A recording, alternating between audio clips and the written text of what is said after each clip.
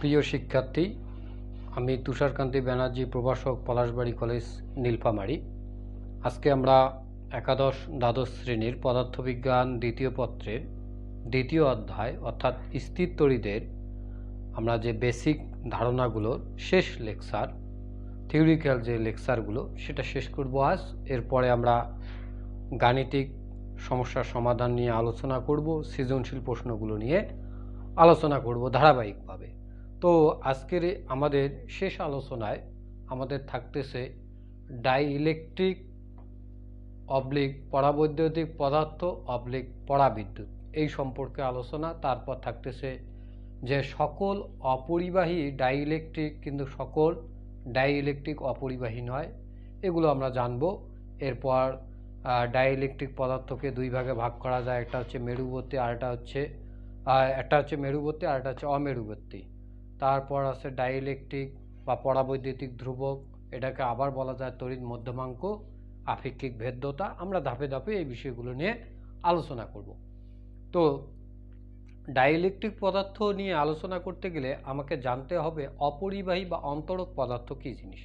আমরা এটা অনেকে জানি, যে সকল পদার্থের মধ্য দিয়ে তড়িৎ প্রবাহিত হতে পারে না তাকেই অপরিবাহী বা অন্তরক পদার্থ বলে। আমরা এটাও জানি যে এই সকল পদার্থের মধ্যে মুক্ত ইলেকট্রন সংখ্যা থাকে না বলেই এর মধ্য দিয়ে তড়িৎ পরিবহন করতে পারে না। আমরা জানি মুক্ত ইলেকট্রন সঞ্চালনের উপরেই পরিবাহতা বা পরিবাহিতা নির্ভরশীল। তো আমরা জানলাম যে অন্তরক পদার্থ হচ্ছে যার মধ্য দিয়ে তড়িৎ প্রবাহিত হতে পারে না, কারণ হচ্ছে মুক্ত ইলেকট্রন থাকে না। আচ্ছা, এই অন্তরক পদার্থগুলো আমরা কিছু কিছু অন্তরক পদার্থ আছে যাকে আমরা যদি তড়িৎ ক্ষেত্রের মধ্যে স্থাপন করি তাহলে দেখা যাবে যে এটি বিদ্যুৎ প্রবাহের ফলাফলকে পরিবর্তিত করে, অর্থাৎ নিজে কোনো তড়িৎ প্রবাহিত করে না, কিন্তু বৈদ্যুতিক ফলাফলকে পরিবর্তনে সহযোগিতা করে। এই পদার্থগুলোকেই মূলত ডাইইলেকট্রিক বা পরাবৈদ্যুতিক পদার্থ বলে থাকে। আচ্ছা, আমরা রসায়নে একটা জানি প্রভাবক, যে নিজেই বিক্রিয়ায় ঘটে না, নিজেকে বিক্রিয়ায় ঘটায় না, কিন্তু কোনো রাসায়নিক বিক্রিয়ায় অংশগ্রহণ করে সেই বিক্রিয়ার গতি পরিবর্তন করায়, সেটাকে আমরা জানি যে প্রভাবক বলা হয়। সেরকম যে কিছু কিছু অন্তরক পদার্থ আছে যারা বৈদ্যুতিক ক্ষেত্রে ফলাফলকে পরিবর্তিত করতে পারে, এবং এই অন্তরক পদার্থগুলোকে যদি আমরা তড়িৎ ক্ষেত্রে স্থাপন করি তাহলে দেখা যাবে যে এই পদার্থটির ধনাত্মক চার্জ তড়িৎ ক্ষেত্রের দিকে এবং ঋণাত্মক চার্জ তড়িৎ ক্ষেত্রের বিপরীত দিকে অবস্থান করে, ফলে এই পদার্থের অণুগুলো দ্বিমেরু সৃষ্টি হয়। এই দ্বিমেরুকে পোলারায়ন বলা হয়। যে সকল অন্তরক পদার্থ পোলারায়ন ঘটে তাদেরকেই ডাইইলেকট্রিক পদার্থ বা পরাবৈদ্যুতিক পদার্থ বা পরাবিদ্যুৎ বলা হয়। তোমরা বিষয়টা ক্লিয়ার হইলা? যে সকল পদার্থের তড়িৎ ক্ষেত্রে স্থাপন করলে দ্বিমেরুর সৃষ্টি হয় তাকে পোলারায়ন বলে। যে সকল অন্তরক পদার্থের পোলারায়ন ঘটে তাদেরকে বলা হয় ডাইইলেকট্রিক বা পরাবৈদ্যুতিক পদার্থ বা পরাবিদ্যুৎ। তাহলে ডাইইলেকট্রিক পদার্থ একটি উচ্চ পোলারায়ন সম্পন্ন অন্তরক পদার্থ।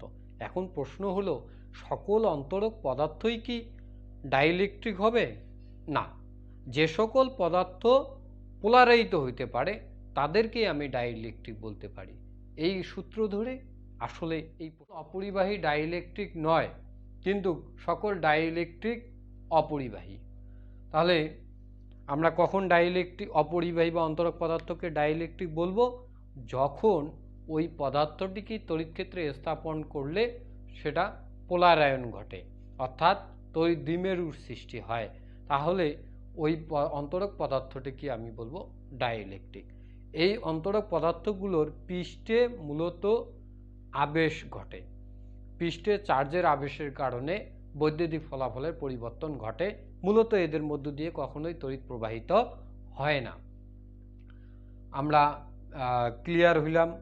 এরপর তাহলে আমরা এই প্রশ্নটির যথার্থ উত্তর পাইলাম যে সকল অপরিবাহী ডাইইলেকট্রিক নয়, কিন্তু সকল ডাইইলেকট্রিকই অপরিবাহী।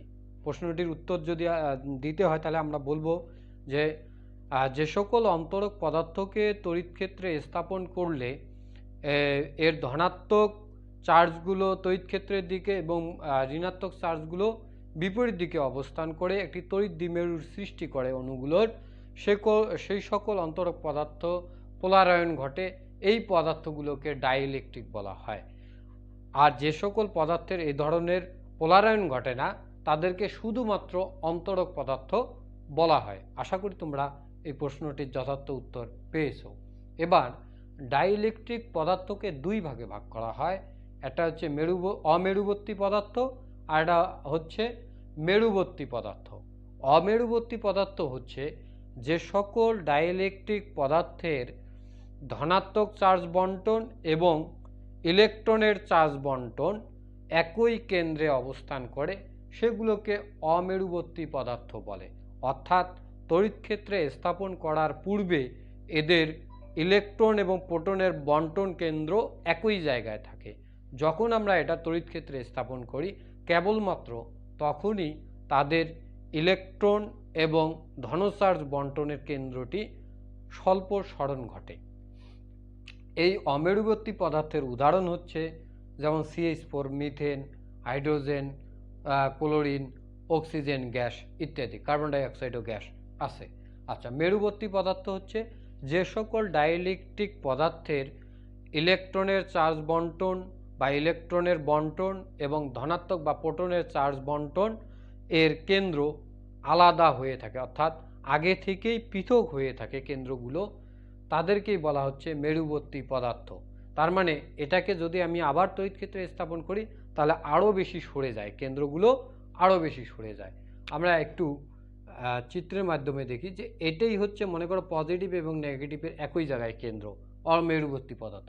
আর মেরুবর্তী পদার্থের ক্ষেত্রে এটা যদি পজিটিভ কেন্দ্র হয় তাহলে এটা হবে নেগেটিভ কেন্দ্র। এরকম আগে থেকেই ধনাত্মক চার্জ বন্টন এবং ইলেকট্রনের চার্জ বন্টনটা আগে থেকেই দুইটা পৃথক কেন্দ্রে অবস্থান করে, এজন্য এটাকে বলা হয় মেরুবর্তী পদার্থ। অর্থাৎ পোলারায়নটা আগেই ঘটে থাকে, যখন আমরা তড়িৎ ক্ষেত্রে স্থাপন করব আরও একটু বেশি সরে যাবে। আশা করি তোমরা অমেরুবর্তী পদার্থ এবং মেরুবর্তী পদার্থের মূল কারণটা বুঝতে পারছো। তো মেরুবর্তী পদার্থের যে উদাহরণটি আমরা পাই সেটা হচ্ছে অ্যামোনিয়া, পানি H2O, হাইড্রোক্লোরিক অ্যাসিড অর্থাৎ HCl, কার্বন মনোঅক্সাইড ইত্যাদি। এরপর আমরা আলোচনায় আসবো ডাইইলেকট্রিক বা পরাবৈদ্যুতিক ধ্রুবক কি, তড়িৎ মধ্যমাঙ্ক বা আপেক্ষিক ভেদ্যতা। আমরা এটাকে ডাইইলেকট্রিক ধ্রুবক বলতে পারি, পরাবৈদ্যুতিক ধ্রুবক বলতে পারি, আবার অনেকে তড়িৎ মধ্যমাঙ্কও বলা হয়, অনেকে আবার এই ধ্রুবকটাকে আপেক্ষিক ভেদ্যতাও বলা হয়। তাই এটাকে আমরা কে দ্বারা প্রকাশ করি, কি দ্বারা প্রকাশ করি, কে দ্বারা প্রকাশ করি। আমরা দেখতে পাচ্ছি কে সমান F0/F।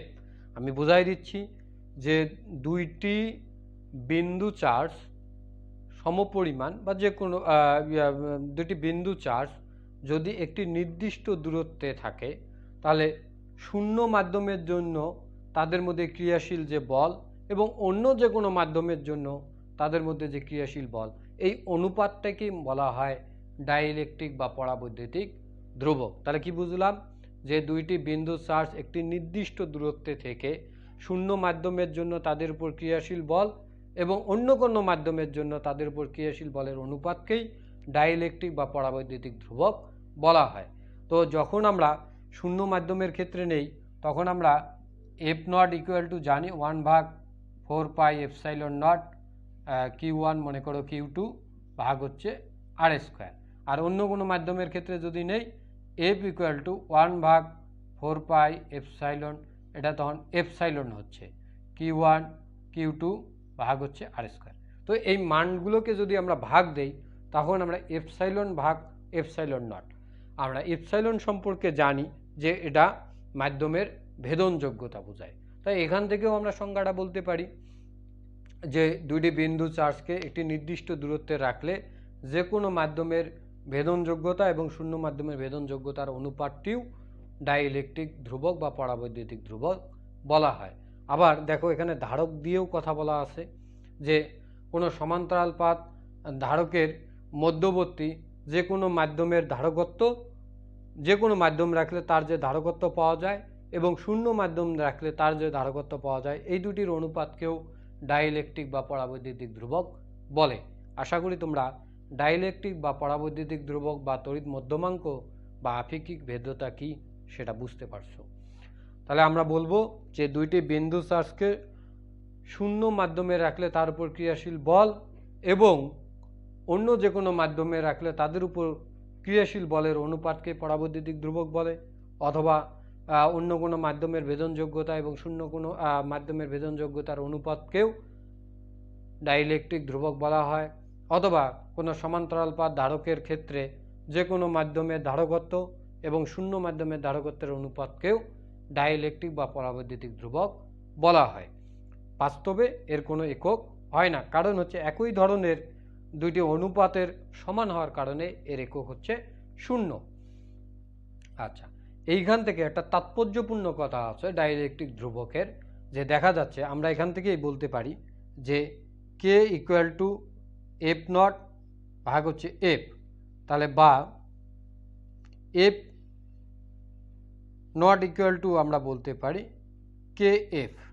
তার মানে বোঝা যাচ্ছে যে শূন্য মাধ্যমেই দুইটি বিন্দু চার্জের মধ্যে আকর্ষণ বা বিকর্ষণ বলের মান অন্য যে কোনো মাধ্যমের মধ্যে আকর্ষণ বা বিকর্ষণ বলের মানের চেয়ে কে গুণ বেশি হবে। তার মানে শূন্য মাধ্যমেই সবচেয়ে বেশি আকর্ষণ বা বিকর্ষণ বল ঘটে অন্য কোনো মাধ্যমের থেকেও। আচ্ছা, এখানে এভাবে যেমন বলা যায়, ঠিক অনুরূপভাবে আমরা ধারকের ক্ষেত্রে বলতে পারি, কে ইকুয়াল টু সি ভাগ সি নট, তাহলে বা C equal to K C naught. তার মানে এটা দিয়ে সুন্দর বোঝা যাচ্ছে যে কোনো সমান্তরাল পাত ধারকের শূন্য মাধ্যমে যে মানটি হবে তার থেকে অন্য কোনো মাধ্যম রাখি যদি, সেই মাধ্যমের ধারকত্বটি শূন্য মাধ্যমের ধারকত্বের কে গুণ বেশি হবে। দুইটা দেখো বিপরীত, অর্থাৎ শূন্য মাধ্যমে বল বেশি কিন্তু ধারকের ক্ষেত্রে ধারকত্বটা কম। তাই এইখানে যদি তোমাদের প্রশ্ন দেওয়া থাকে যে কোনো মাধ্যমের ধারকত্ব 2.5 বলতে কি বোঝো, তখন আমাকে বলতে হবে যে দুইটি বিন্দু চার্জকে একটি নির্দিষ্ট দূরত্বে রাখলে শূন্য মাধ্যমে ক্রিয়াশীল বলের মান অন্য কোনো মাধ্যমের ক্রিয়াশীল বলের থেকে 2.5 গুণ বেশি। আশা করি তোমরা বুঝতে পারছো। তাই এখানে যদি বলা হয় কোনো ধারকের ক্ষেত্রে যদি আমি বলি, তাহলে যখন বলতে হবে যে কোনো সমান্তরাল পাত ধারকের ধারকত্ব শূন্য মাধ্যমের ধারকত্ব থেকে 2.5 গুণ বেশি। আশা করি তোমরা এই ধরনের প্রশ্নগুলো যথার্থ উত্তর দিতে পারবা। এরপর আসলো ধারক বা তড়িৎ আধার কি জিনিস। ধারক শব্দের অর্থই হচ্ছে ধারণ করা, কোনো বস্তুতে চার্জ ধারণ করাটাই মূলত হচ্ছে ধারক। তাহলে এখন বস্তুটি এটি সর্বোচ্চ পরিমাণ চার্জ গ্রহণ করতে পারে, তারপর যদি আমরা চার্জ দিতে থাকি তাহলে দেখা যাবে তার চার্জের পরিমাণ কমতে থাকে, অর্থাৎ একটা নির্দিষ্ট পরিমাণ চার্জ গ্রহণ করার পর তার অতিরিক্ত চার্জ দিলে তার চার্জের পরিমাণ কমতে থাকে। আমি যদি কোনো কারণে তার বিভবটা কমায় দিতে পারি তাহলে দেখা যাবে যে বস্তুটির চার্জ ধারণ ক্ষমতাটা বেশি হয়ে যায়। এই কৌশলটাকেই মূলত ধারক বলা হয়। তাহলে কোনো বস্তুতে চার্জ সঞ্চিত করে রাখার কৌশলকে বা যান্ত্রিক প্রক্রিয়াকেই ধারক বলা হয়। এখন ধারক বা তড়িৎ আধার আমরা বুঝলাম। এখন এই ধারকত্ব কি জিনিস, ধারক গেল।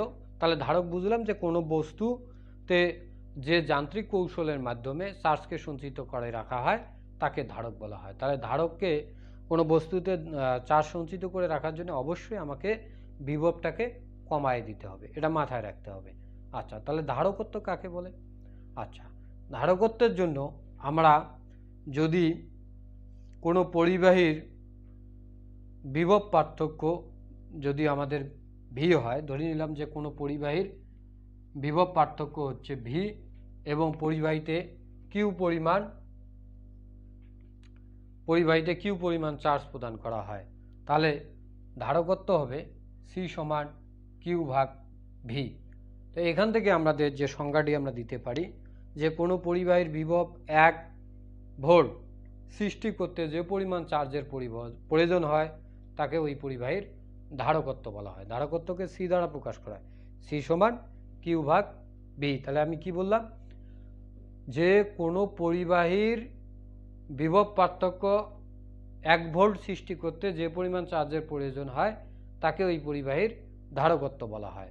আবার ধারক যেহেতু বিভিন্ন প্রকার আছে, সমান্তরাল আছে, গোলকীয় আছে, চোঙাকৃতির আছে, সেরকম যে এই ক্ষেত্রে আমরা দুইটি সমান্তরাল পাতকে এটিকে ভূ সংযুক্ত করা হয় এবং অপরটিকে অন্তরিত করা হয়। তো এই দুইটি পাতের বিভব বৈষম্য যদি ভি হয় তাহলে এখানে প্লাস কিউ পরিমাণ চার্জ দিলে এখানে আবেশিক প্রক্রিয়ায় মাইনাস কিউ পরিমাণ চার্জ আবিষ্ট হয়। তাহলে এই কৌশলটাকেই মূলত বলা হয় সমান্তরাল পাত ধারক। তাহলে এখানে বলতে পারি যে দুইটি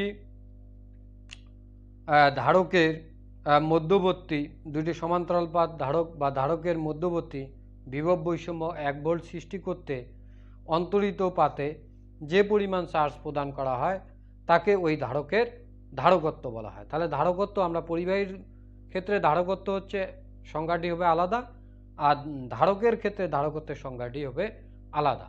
অর্থাৎ এটি ধারকের অন্তরিত এবং ভূসংযুক্ত উভয় পাতের মধ্যবর্তী 1 ভোল্ট বিভব বৈষম্যের জন্য অন্তরিত পাতে যে পরিমাণ চার্জ প্রদান করা হয় তাকে ওই ধারকের ধারকত্ব বলে। আর পরিবাহীর ক্ষেত্রে যে কোনো পরিবাহীর বিভব বৈষম্য 1 ভোল্ট সৃষ্টি করতে যে পরিমাণ চার্জের প্রয়োজন হয় তাকে ওই পরিবাহীর ধারকত্ব বলা হয়।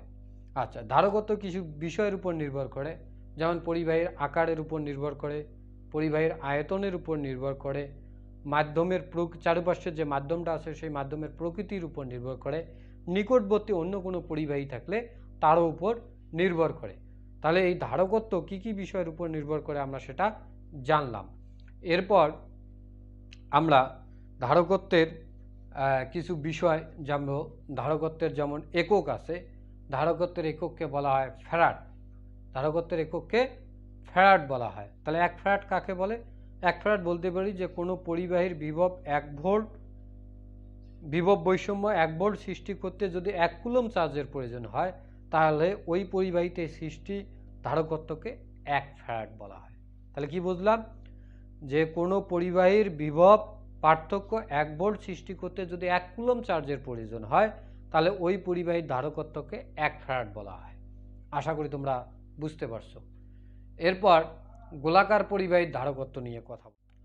প্রিয় শিক্ষার্থী, গোলাকার পরিবাহীর ধারকত্ব নিয়ে কথা বলার সময় আমরা মনে করি এ একটি গোলক যার কেন্দ্র হচ্ছে ও এবং গোলকটির ব্যাসার্ধ হচ্ছে আর। গোলকটিতে প্লাস কিউ পরিমাণ চার্জ প্রদান করা হলো এবং গোলকটির ধারকত্ব হচ্ছে সি, বিভব হচ্ছে ভি। আমরা ধারকত্ব সমান জানি সি সমান কিউ ভাগ ভি বা ভি সমান কিউ ভাগ হচ্ছে সি। তো দেখো, এখন এই গোলকে যদি আমি প্লাস কিউ পরিমাণ চার্জ প্রদান করি তাহলে এই চার্জ পৃষ্ঠে সমভাবে সর্বত্রই ছড়িয়ে পড়বে এবং এই চার্জের বলরেখাগুলো লম্বভাবে যাবে এবং এই বলরেখাগুলোকে যদি আমরা পিছনের দিকে বর্ধিত করি তাহলে মনে হবে যে এগুলো গোলকের কেন্দ্র থেকে ছড়িয়ে পড়ছে বলে মনে হয়। এখন গোলকের কেন্দ্রে চার্জকে বিবেচনা করে আর ব্যাসার্ধের জন্য পৃষ্ঠের বিভব ভি ইকুয়াল টু আমরা জানি 1/4 পাই এপসাইলন নট কিউ ভাগ আর স্কোয়ার, কিউ ভাগ হচ্ছে আর। এটা 1 নম্বর সমীকরণ, এটা হচ্ছে 2 নম্বর সমীকরণ। তাহলে আমি কি বললাম, যে মনে করি এ একটি গোলক, গোলকটির কেন্দ্র হচ্ছে ও এবং ব্যাসার্ধ হচ্ছে আর। গোলকটিতে প্লাস কিউ পরিমাণ চার্জ প্রদান করা হলো, গোলকটির ধারকত্ব হচ্ছে সি এবং বিভব হচ্ছে ভি। ধারকত্বের সংজ্ঞা থেকে আমরা জানি সি সমান কিউ ভাগ V, V equal to Q ভাগ সি। গোলাকার পরিবাহীর ক্ষেত্রে প্রদত্ত চার্জ পৃষ্ঠের সর্বত্রই সমভাবে ছড়িয়ে পড়ে এবং ধরি কিউ পরিমাণ চার্জ তাহলে পৃষ্ঠের সর্বত্রই সমানভাবে ছড়িয়ে পড়ছে। এই চার্জিত বলরেখাগুলো পৃষ্ঠ থেকে লম্বভাবে বেরিয়ে যায়। বলরেখাগুলোকে পিছনে বর্ধিত করলে মনে হচ্ছে যে এগুলো কেন্দ্র থেকে ছড়িয়ে পড়ছে। এখন এই প্লাস কিউ চার্জকে কেন্দ্রে বিবেচনা করে আর দূরত্বে অর্থাৎ গোলকের পৃষ্ঠের বিভব হবে ভি সমান 1/4πε0 কিউ ভাগ আর। এই 1 এবং 2 নং সমীকরণ থেকে আমরা পাই কিউ ভাগ সি ইকুয়াল টু 1/4πε0 কিউ ভাগ আর।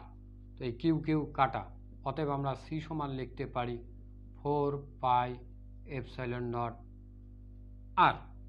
তাহলে 4πε0 আর এটি হচ্ছে গোলাকার পরিবাহীর জন্য ধারকের সমীকরণ। এইখান থেকে আমি মূলত বলতে পারি যে ধারক কি কি বিষয়ের উপর নির্ভর করে। 1 নম্বর ক্ষেত্রফলের উপর, ক্ষেত্রফল আর রয়েছে যেহেতু, তাহলে ক্ষেত্রফলের উপর। 2 নম্বর ε0 তার মানে মাধ্যমের উপর, মাধ্যমের উপর। এরপর আমরা এটাকে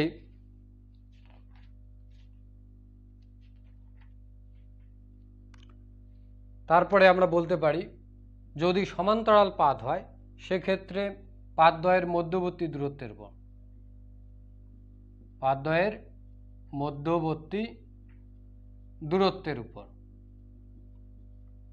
তারপর আমরা বলতে পারি এখন এই যে পরিবাহীটাকে আমরা ভূসংযুক্ত করছি, এই ভূসংযুক্ত পরিবাহীর সান্নিধ্যে কোনো পরিবাহী আছে কিনা তার উপরও নির্ভর করে, অর্থাৎ ধারকের পাশাপাশি কোনো পরিবাহী আছে কিনা তার সান্নিধ্যের উপরও নির্ভর করে, অর্থাৎ অপর কোনো পরিবাহী বা ভূসংযুক্ত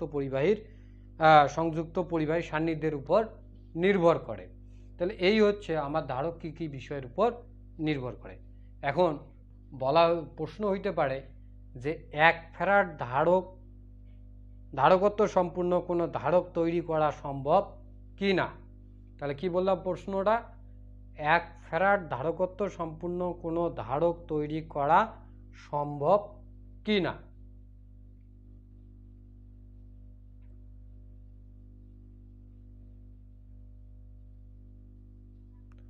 দেখো আমরা গোলাকার পরিবাহীর ধারকত্বের সমীকরণ সি সমান পেলাম 4πε0 আর শূন্য মাধ্যমের ক্ষেত্রে। এখন 1 ফ্যারাড সম্পর্কিত কোনো ধারকত্বের সম্পূর্ণ ধারক তৈরি করা সম্ভব কি না, তাহলে সেক্ষেত্রে সি ইকুয়াল টু হচ্ছে 1 ফ্যারাড, তাহলে বা 1 ইকুয়াল টু 4πε0 আর, তাহলে বা আর ইকুয়াল টু 1/4πε0। আমরা প্রত্যেকে এই মানটির মুখস্থ জানি, সেই মানটি হচ্ছে 9 × 10⁹ মিটার। এখন পৃথিবীর ব্যাসার্ধ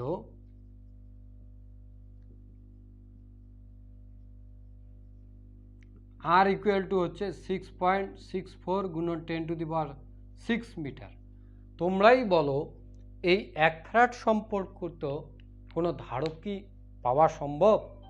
আমি 1 ফ্যারাড সম্পর্কিত কোনো ধারকত্ব সম্পূর্ণ কোনো ধারক উৎপাদন করতে গেলে তার ব্যাসার্ধ হইতে হবে 9 × 10⁹।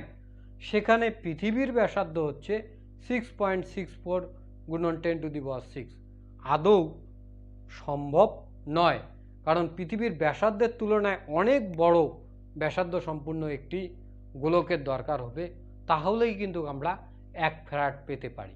এই কারণে আমরা 1 ফ্যারাড কোনো একক ইউজ না করে আমরা মূলত ইউজ করি মাইক্রোফ্যারাড আর হচ্ছে পিকো ফ্যারাড। আমরা এটা জানি 1 মাইক্রোফ্যারাড ইকুয়াল টু হচ্ছে 10⁻⁶ ফ্যারাড। 1 পিকো ফ্যারাড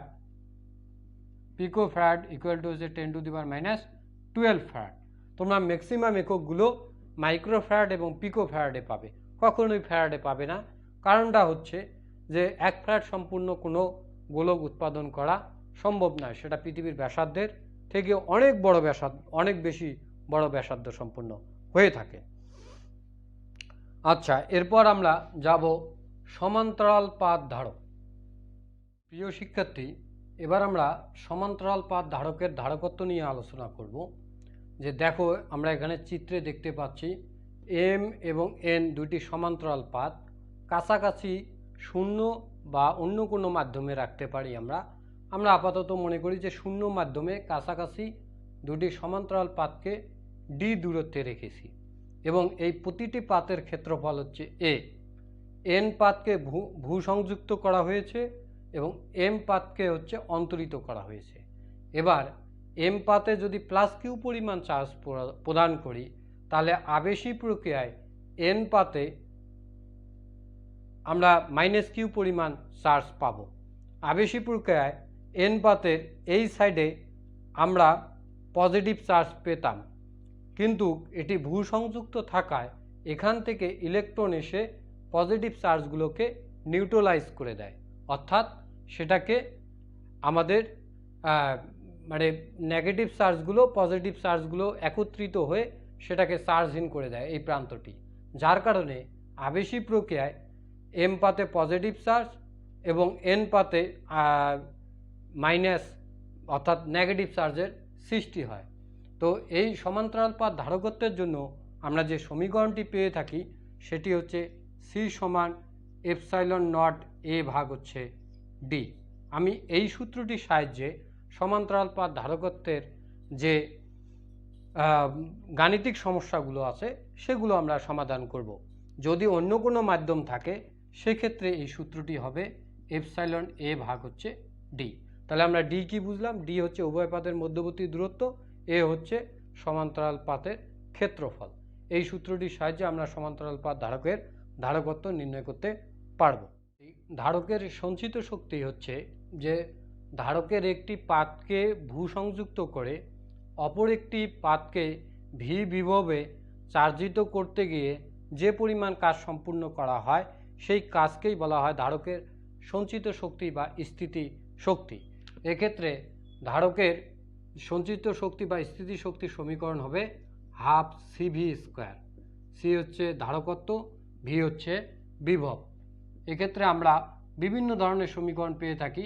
সি সমান কিউ ভাগ ভি যদি বসাই মানটি, তাহলে হচ্ছে হাফ গুণন কিউ ভাগ ভি গুণন হচ্ছে ভি স্কোয়ার, তার মানে হাফ কিউ ভি।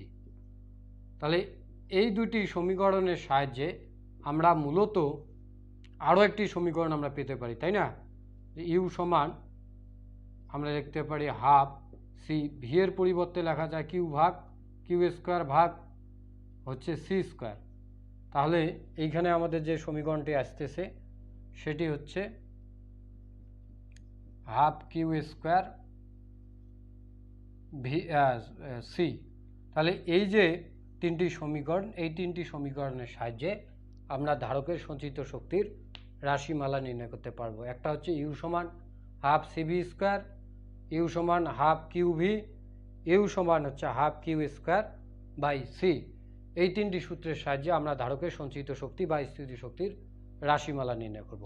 তাহলে সঞ্চিত শক্তিটা আরেকবার বলি যে একটি ধারকের একটি পাতকে ভূসংযুক্ত করে অপর একটি পাতকে অন্তরিত করে ভি বিভবে চার্জিত করার নিমিত্তে যে পরিমাণ কাজ সম্পূর্ণ করা হয় সেই কাজ ধারকের মধ্যে শক্তি হিসেবে সঞ্চিত হয়। একে ধারকের সঞ্চিত শক্তি বা স্থিতি শক্তি বলা হয়। প্রিয় শিক্ষার্থী, আমরা দেখতে পাচ্ছি যে ধারকের শ্রেণী সমবায়। তো শ্রেণী সমবায় কি? তোমরা রোধের শ্রেণী এবং সমান্তরাল সমবায় এগুলো 9-10-এ দেখে আসছো। তো এক্ষেত্রে আমরা দেখব যে ধারকের শ্রেণী সমবায়। তো আমরা এখানে দেখতে পাচ্ছি যে তিনটি ধারক আছে, C1, C2 এবং C3। আমরা শ্রেণী সমবায় কাকে বলে সেটা জানি, যে প্রথম ধারকের দ্বিতীয় পাতকে যদি দ্বিতীয় ধারকের প্রথম পাত এবং দ্বিতীয় ধারকের দ্বিতীয় পাতকে তৃতীয় ধারকের প্রথম পাত এভাবে পরস্পরের সাথে যুক্ত করি, তাহলে যে ধরনের সমবায় হয় তাকে বলা হবে ধারকের শ্রেণী সমবায়। তো এক্ষেত্রে দেখো যে ধারক তিনটিকে এমনভাবে সংযুক্ত করা হয়েছে যে প্রথম ধারকের দ্বিতীয় পাত, দ্বিতীয় ধারকের প্রথম পাত, দ্বিতীয় ধারকের দ্বিতীয় পাত, তৃতীয় ধারকের প্রথম পাতের সঙ্গে ক্রমান্বয়ে যুক্ত আছে। এক্ষেত্রে আমরা প্রতিটি ধারকের বিভব আলাদা আলাদাভাবে পাবো। C1 এর জন্য বিভব হচ্ছে V1, C2 এর জন্য বিভব হচ্ছে V2, C3 এর জন্য বিভব হচ্ছে V3। এখানে যদি আমরা প্লাস কিউ পরিমাণ চার্জ দেই তাহলে বি পাতে মাইনাস কিউ পরিমাণ চার্জ আবিষ্ট হবে, সি পাতে আবার প্লাস কিউ পরিমাণ, ডি পাতে আবার মাইনাস কিউ, ই পাতে আবার প্লাস কিউ, আবার এফ পাতে মাইনাস কিউ, এভাবে চার্জ আবিষ্ট হতে থাকবে।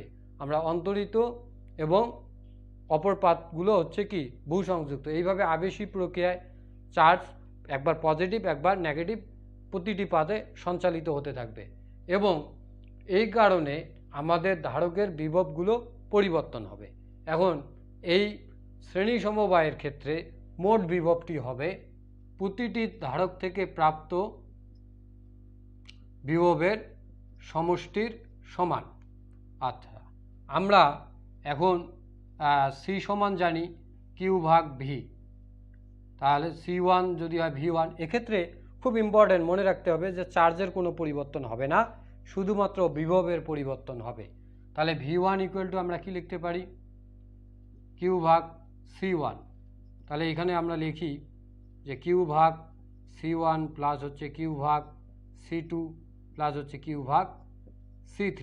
তাহলে কিউ যদি আমরা কমন নেই তাহলে পাচ্ছে 1 ভাগ C1 প্লাস 1 ভাগ C2 প্লাস 1 ভাগ C3। এখন কথা হচ্ছে যে এই তিনটি ধারকের পরিবর্তে আমি এমন একটা মানের ধারক ইউজ করব যার জন্য শ্রেণী সমবায়ে প্রাপ্ত মোট বিভব সর্বদাই সমান থাকে। তাহলে এই তিনটি ধারকের পরিবর্তে আমি এমন একটা মানের ধারক ব্যবহার করতেছি, তাহলে সেই ধারকটি হচ্ছে এই তিনটি ধারকের তুল্য ধারকত্ব, তুল্য ধারক বা ওই ধারকের ধারকত্ব। তাহলে আমি কি বললাম যে এই তিনটি ধারকের পরিবর্তে আমি এমন একটা মানের ধারক ব্যবহার করব যার জন্য এই শ্রেণী সমবায়ে ব্যবহৃত ধারকগুলোর জন্য প্রাপ্ত মোট বিভব একই থাকে। তাহলে ওই ধারককেই বলা হবে এই তিনটি ধারকের তুল্য ধারক, এবং ওই ধারকের ধারকত্বকে বলা হবে তুল্য ধারকত্ব। তাহলে ধরি যে সেটি হচ্ছে সিএস, তাহলে সিএস তাহলে ইকুয়াল টু হচ্ছে কিউ ভাগ ভি, তাহলে বা ভি ইকুয়াল টু আমি লিখতে পারি কিউ ভাগ সিএস। তাহলে ভি এর পরিবর্তে আমি লিখতে পারি কিউ ভাগ সিএস। তো কাটা দিলে আমরা পাবো 1 ভাগ সিএস ইকুয়াল টু 1 ভাগ C1 প্লাস হচ্ছে 1 ভাগ C2 প্লাস হচ্ছে 1 ভাগ C3। এভাবে একাধিক থাকলে আমরা এই সূত্রটি একাধিক নিয়ে C4 C5 এবার Cn পর্যন্ত নেওয়া যায়। তাহলে শ্রেণী সমবায়ের ক্ষেত্রে তুল্য ধারকত্বের সমীকরণের হচ্ছে এটি। দেখো আমরা যে রোধের সমান্তরাল পড়ে আসছি সেটিই হচ্ছে ধারকের জন্য, তার মানে রোধের উল্টাটাই হচ্ছে ধারক। এরপর আমরা সমান্তরাল সমবায়ের ক্ষেত্রে যাব।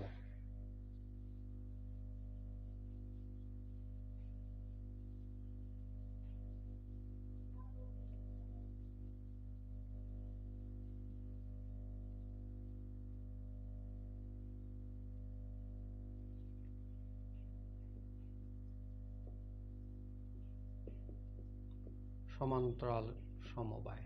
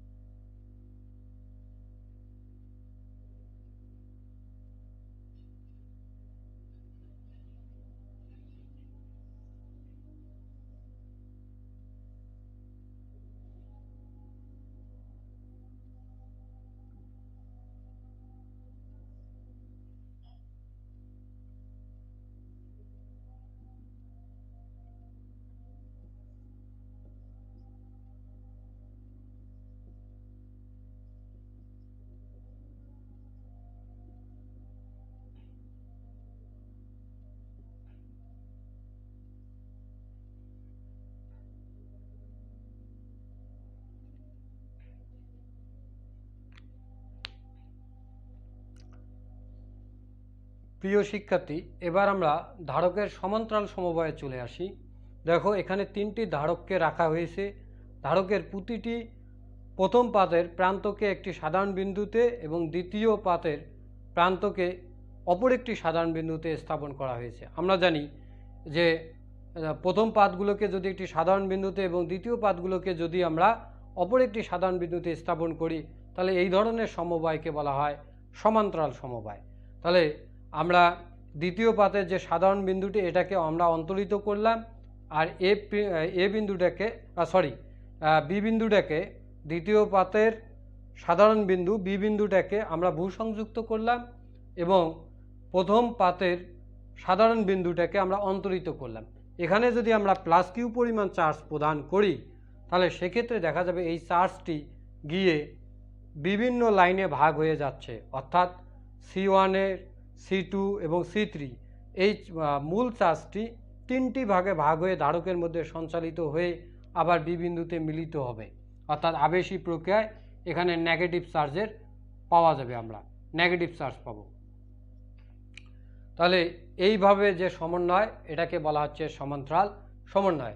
এই ক্ষেত্রে এ এবং বি দুইটি সাধারণ বিন্দু হওয়ার কারণে প্রতিটি পাতের অর্থাৎ প্রতিটি ধারকের জন্য বিভব একই থাকবে, শুধুমাত্র চার্জের পরিবর্তন ঘটবে। আচ্ছা, ধরি নেই যে এর মূল বিভব হচ্ছে ভি, এ এবং বি এই দুটি সাধারণ বিন্দুর বিভব হচ্ছে ভি, তার মানে প্রতিটি ধারকের বিভব হচ্ছে একই, কিন্তু প্রযুক্ত অন্তরিত পাতে যে আমরা চার্জ প্রদান করছি এই চার্জটি বিভিন্ন ধারকে বন্টন হয়ে যাবে। আচ্ছা, এখন তাহলে এই এ বি এর যে মূল চার্জ হচ্ছে কিউ, এই চার্জটি হবে প্রতিটি ধারক দিয়ে সঞ্চালিত মোট চার্জগুলোর সমষ্টির সমান। এখন আমরা ওই আগের মতো জানি সি সমান হচ্ছে কিউ ভাগ ভি, তাহলে কিউ ইকুয়াল টু আমি লিখতে পারি সি ভি। তাহলে এখানে যেহেতু কিউ ওয়ান চার্জের জন্য নেই, তাহলে কিউ ওয়ান সি ওয়ান, তাহলে আমরা কিউ ওয়ানের পরিবর্তে লিখতে পারি C one V plus C two V plus হচ্ছে সি থ্রি ভি। তার মানে ভি কমন নিলে আমরা পাচ্ছি C one plus C two plus C three, এভাবে সিএন পর্যন্ত নেওয়া যায়। এখন ঠিক আগের মতোই যদি বলি যে এই ধারকগুলোকে তুলে দিয়ে আমি এমন একটা মানের ধারক ইউজ করব যার জন্য এই সমান্তরাল সমবায় ধারকত্বের কোনো পরিবর্তন ঘটবে না, অর্থাৎ মানগুলো সর্বদাই একই পাবো, তাহলে ওই ব্যবহৃত ধারকটাকেই বলা হচ্ছে এই তিনটি ধারকের তুল্য ধারকত্ব, সমান্তরাল সমবায়ের তুল্য ধারকত্ব, সেটাকে সিপি দ্বারা প্রকাশ করা হয়। তাহলে সিপি ইকুয়াল টু হচ্ছে কিউ ভাগ ভি, তাহলে বা কিউ ইকুয়াল টু লিখতে পারি সিপি ভি, তাহলে এখানে লেখা যায় সিপি ভি, তাহলে ভিভি কাটা গেলে CP equal to C one plus C two plus C three. তাহলে এটাই হচ্ছে সমান্তরাল সমবায়ের ক্ষেত্রে তুল্য ধারকত্ব। তাহলে শ্রেণী সমবায়ের ক্ষেত্রে ওয়ান ভাগ, শ্রেণী সমবায়ের জন্য হচ্ছে ওয়ান ভাগ সিএস ইকুয়াল টু ওয়ান ভাগ সি ওয়ান প্লাস ওয়ান ভাগ C two plus C two one ভাগ সি থ্রি সিএন পর্যন্ত। আর সমান্তরাল সমবায়ের ক্ষেত্রে CP equal to CP equal to C one plus C two plus C three, এভাবে CN পর্যন্ত। আমাদের এটাই খুব ইম্পর্টেন্ট, এগুলো জিনিস মনে রাখা যে কিভাবে সমান্তরাল এবং শ্রেণী সমবায়ের ক্ষেত্রে তুল্য ধারকত্ব নির্ণয় করব। তোমরা রোধের সাথে গুলিয়ে ফেলিও না, কারণ রোধের উল্টাটাই হচ্ছে ধারক। তোমরা 9-10-এ যে রোধের সমীকরণগুলো পড়ে আসছো, তোমরা রোধের সমীকরণে পড়ছো যে এটা হচ্ছে শ্রেণী সমবায় আর এটা হচ্ছে সমান্তরাল সমবায়, কিন্তু ধারকের ক্ষেত্রে সম্পূর্ণ উল্টা। তো থ্যাংক ইউ স্টুডেন্ট, সঙ্গে থাকার জন্য। আমরা স্থিরতড়িদের থিওরিক্যাল যেগুলো আলোচনা ছিল, তাত্ত্বিক আলোচনা এবং গাণিতিক সমীকরণের বিভিন্ন ধরনের যে আলোচনাগুলো, সেটা আজকে শেষ করলাম। এরপর আমরা সৃজনশীল প্রশ্নগুলো নিয়ে আলোচনা করব। ততক্ষণ পর্যন্ত সুস্থ থাকো, সুন্দর থাকো, নিরাপদে থাকো, সামাজিক দূরত্ব বজায় রাখো। ধন্যবাদ।